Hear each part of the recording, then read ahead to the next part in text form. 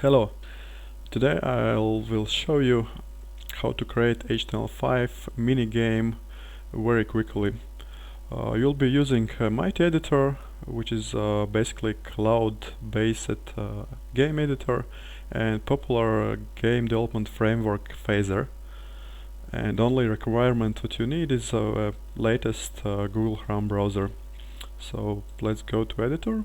You can find it in mightyeditor.mightyfingers.com. First thing what you need to do is name your project. Let's call it Digger, as it will be a digging minigame. And this is how editor looks. And the first thing what you need to do here is set world width and height, and also a viewport width and height. Let's do it and put 640 for each of sizes. And you can see it's a bit darker area which says where's how big will be a viewport.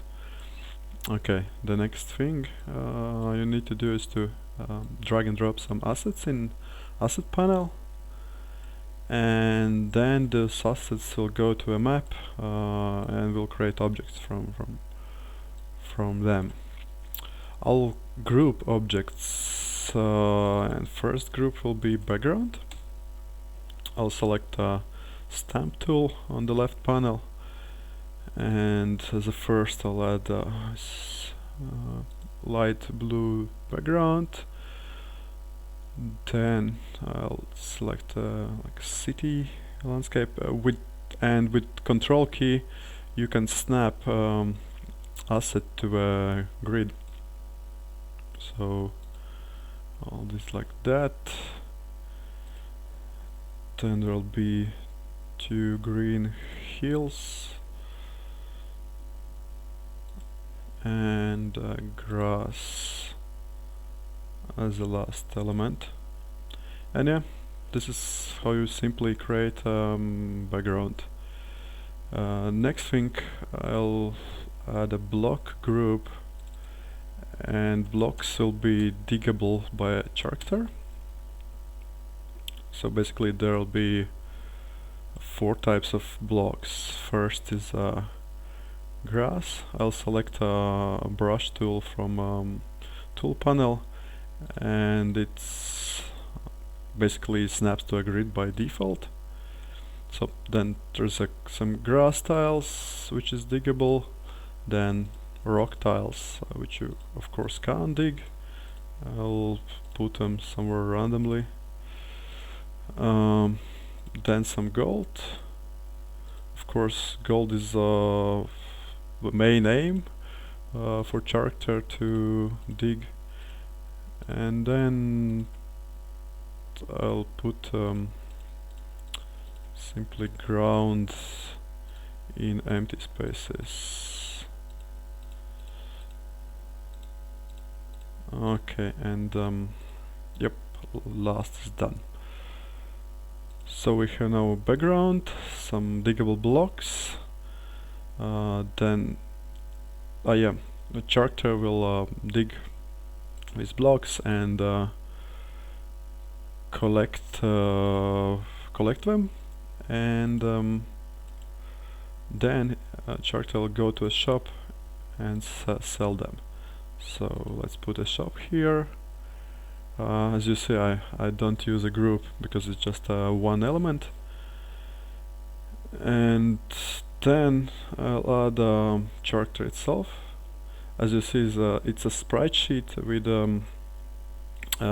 many different frames, so you need to define a size of one frame. I think it was 90 and 90.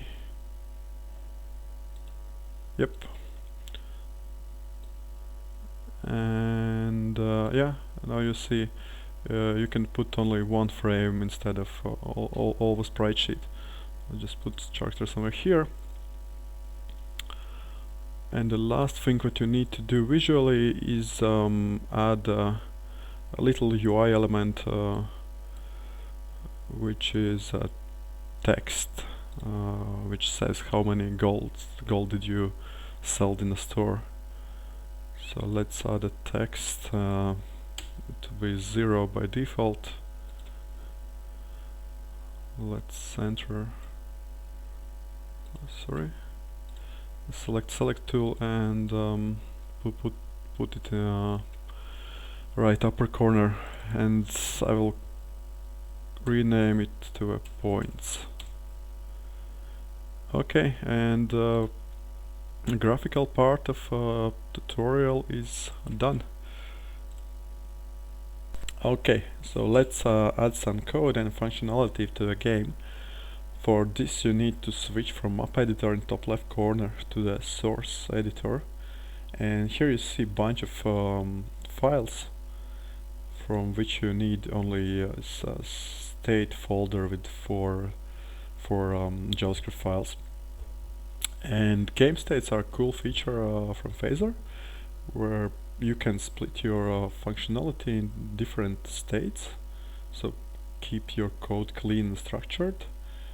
And each state has some predefined methods, like preload, which basically loads game assets, but in this case editor does it in your place, so you don't need to write any code there.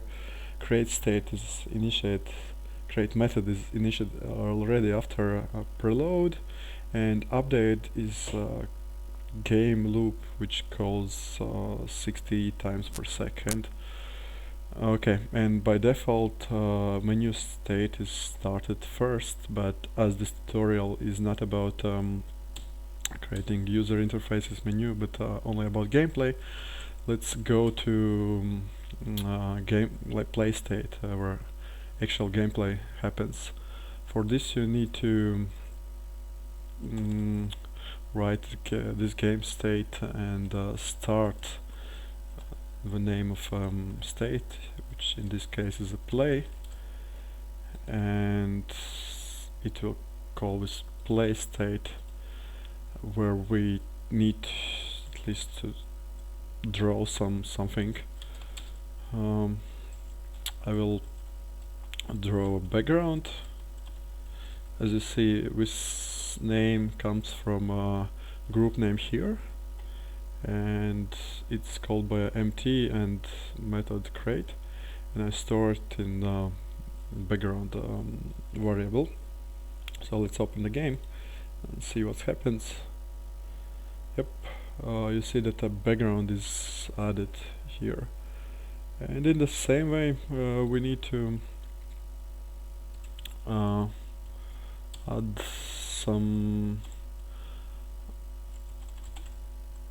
other stuff. Next thing is blocks. You write blocks in as a name. Next is a shop, and as you know, shop is not a group but a single sprite, but interface for that is stays the same. So just write the shop as a name, and the create will create also a single sprite, not only group. Then character,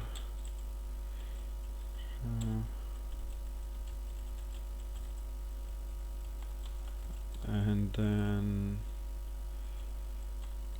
points. Points is a text object, but good for you, the same interface as I said. Also for a text object. Okay, let's look how this. Yep, you see all objects are drawn onto a stage. So I want to add some physics to character. For that we go back to a map editor, select character object, go to physics panel, enabled but writing 1. It won't be movable, so 0, and it will collide with world bounds. Let's take a look. And bumps. So basically gravity was added, character fell down, and collision with the world balance was made, so it stopped there. Okay, it's good for start. Now we need to add some, so we can control character with arrows. Let's go back to source editor and create function. We have to enable cursor keys. Cursor keys are these arrow keys, and it's, you can write it like this: game input keyboard create cursor keys. Of course you can find more information in Phaser documentation. And then in update function, which is called 60 times per second, we check which button is pressed, which arrow button is pressed. So if this cursor's left is down, then we add so for character physics, there's a body parameter, and body has a velocity. In this case, the velocity on x-axis, and to the left that's minus 200.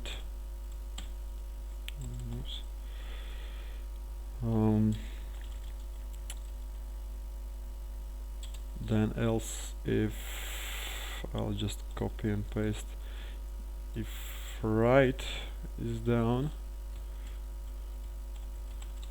then we move it, not move, but add velocity plus 200.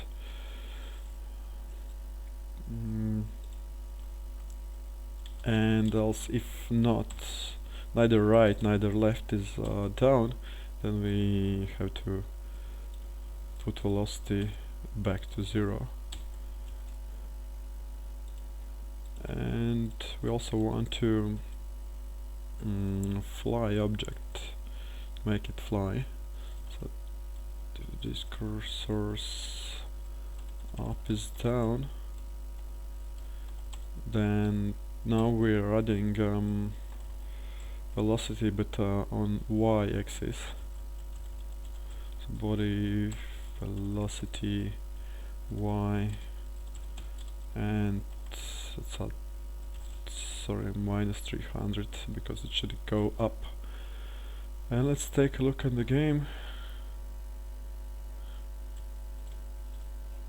And yeah, it goes to right, to the left, and goes up. So at least some controlling on the character.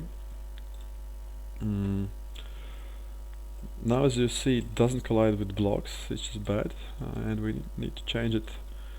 Let's go to map editor, select a background, not background, but blocks group, and enable physics for that.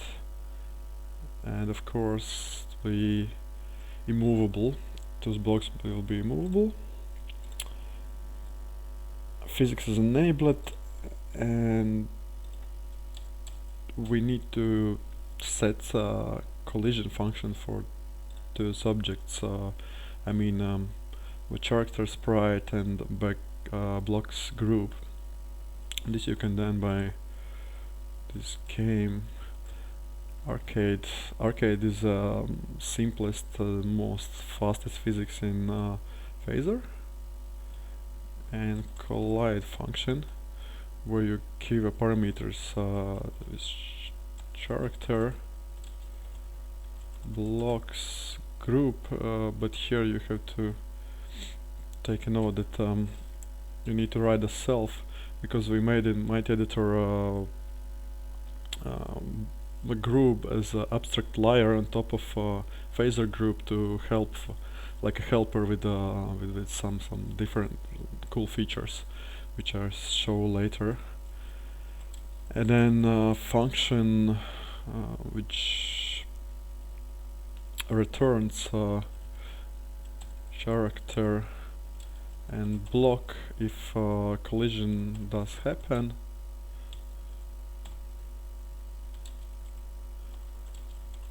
And so last parameters. So currently there should be a collision between character and blocks. Let's see what's happened. I think I forgot collide of undefined. Oh damn. I forgot to add this game physics obviously and arcade collide. Yep, very great. You see that character does collide with blocks, but there's one unfortunate thing, that you see a gap here between blocks and character, and this is because of as you see, character sprite is bigger than you see visually, and we need to change sprite body to be less, and then collision would look more nicer. For that you change with size 60 and 60. Yeah, and if physics tool is enabled, you see this greenish stuff here, which is not centered. So we need to put this as center by defining anchor point to 0.5, 0.5, and opening game. Yep. You see that now collision works good and character doesn't hang in air somewhere. Okay, what we have to do next is to add some cool animations for a character to really look like it's flying or digging or running, and this can be done in source editor for now, because we didn't make made a sprite animation editor yet, but it will come in some next months. Okay, we have to define this in create function with this character, and parameter is animations, and add. First will be name of this animation. We'll add the stand, then frames, which frames have to be played for stand animation. Here to be 0, 1, 2 and 3. I will show you fast. So if we select characters, we play this is 0, then 1, 2, 3, 0, 1, 2, 3, and it's stand animation. The next parameter is how many frames per second, like frame rate for this animation. It should be 10, and will it be looped in a loop? It will be true. So it's the first animation, but I'll copy and paste more animations to be faster with this tutorial. As you see, there will be fly animation, run animation, fall, dig, and dig down. And we initiate the first animation, which will be stand, of course. So animations, and let's try to play, and the name of animation, stand. Let's take a look. Yes, you see character is animating, and now we need to add these animations for flying and running, which can be done in update function by writing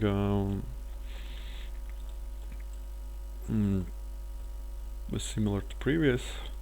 I can actually copy and paste. So here's not stand but run, Let's also run just 10, and here shall be fly. So let's take a look now. You see fly animation is working. Then the run animation to the right is okay, and to the left it doesn't look good. We need to flip sprite to the left. This can be done by character by scaling it on x by -1. If of course if we run to left side, if we do it to the right side, we have to return back it to normal, so it's 1. Let's check again.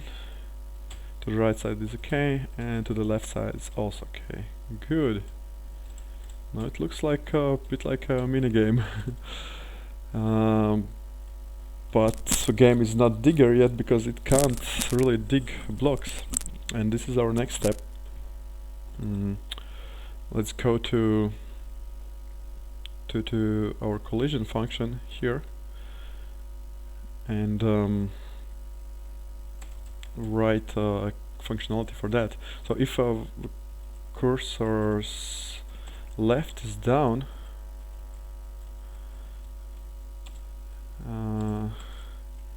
and if block body is touching on the right side, because obviously if character is digging to the left side, then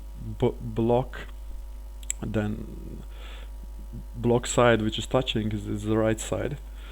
Then what we do is destroy block and then set this parameter block itself, and copy and paste for if you dig to the right and block is touching from left, then destroy block this way, and if you are digging down and body and block is touching from upside, then destroy block. And also make method destroy block, which receives this block. For fast preview I will just simply destroy, which will destroy sprite. So let's take a look. Yeah, you see character is destroying all blocks what's touching, but you know, rock blocks shouldn't be destroyed, and also we have to collect somehow gold blocks. That's why we add here a switch statement which will check what kind of block is that, and it can be done by verifying a block key. And block key is a asset name. So first case it's rock, so rock PNG file, and we don't do anything for rock because you can't dig it. In case it's grass, and also in case it's just a simple ground, we simply destroy that. So we destroy this block and break here, and if it's gold, then we need to collect it.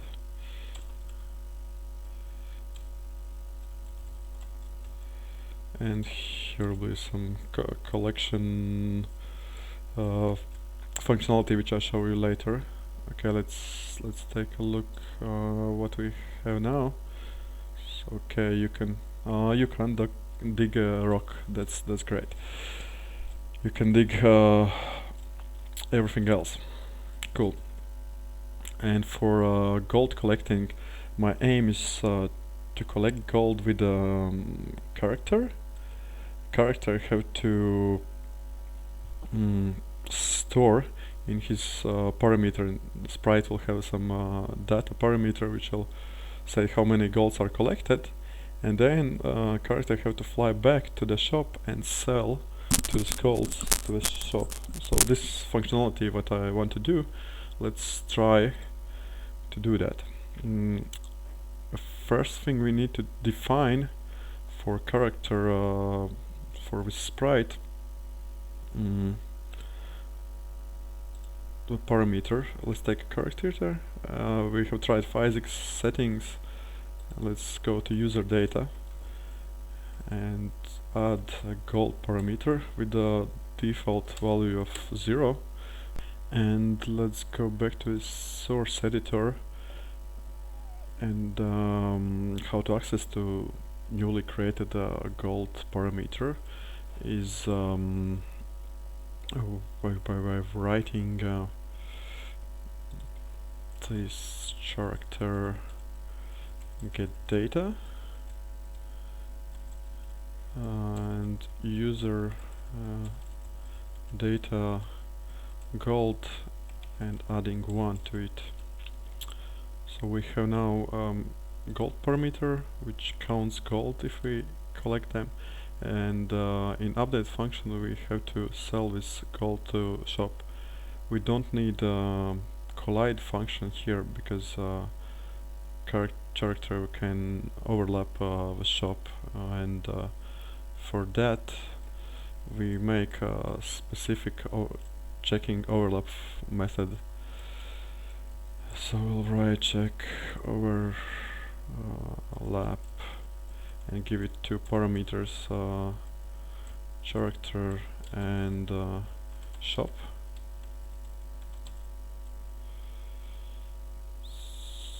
So and make and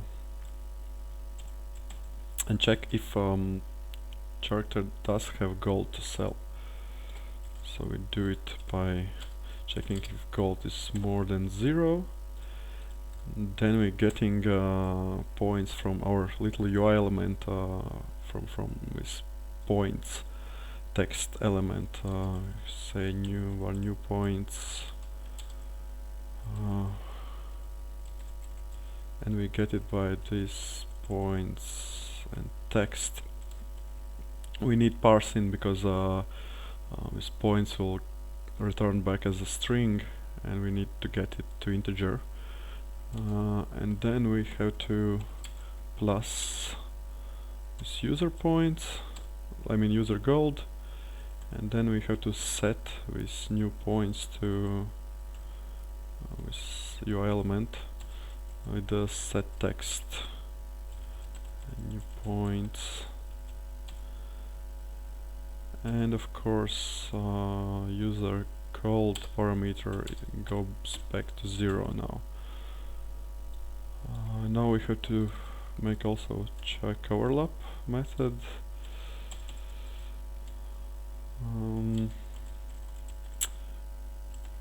I will make it kind of universal. This sprite A, sprite B,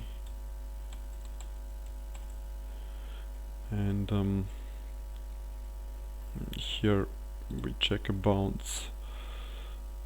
We get at first we get bounce with sprite A get bounce.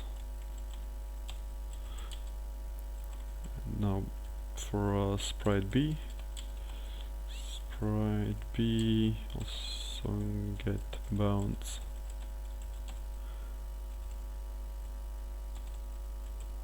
And return Phaser object which is rectangle, which checks intersection. Basically two rectangles are checked in with intersection and returns either false, either true. Bounce A, bounce B. Okay, let's check in our game. Tada, I did wrote something wrong. Undefined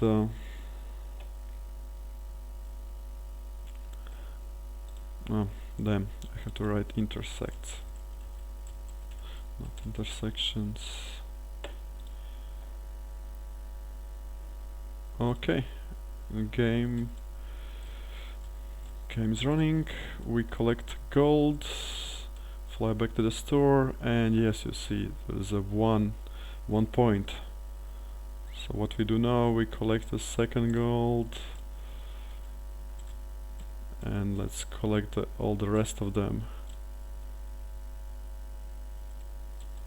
and fly back to the store and sell it. As you see, it's 5. So great. Now we have a little mini game here. What I want to say is that, of course, you can add some more animations, more stuff, but this video tutorial won't cover that. I will put a link in YouTube description where you can see a bit more from that tutorial, but I hope that you'll get some basic knowledge of how to use MightyEditor. Okay, thanks for watching.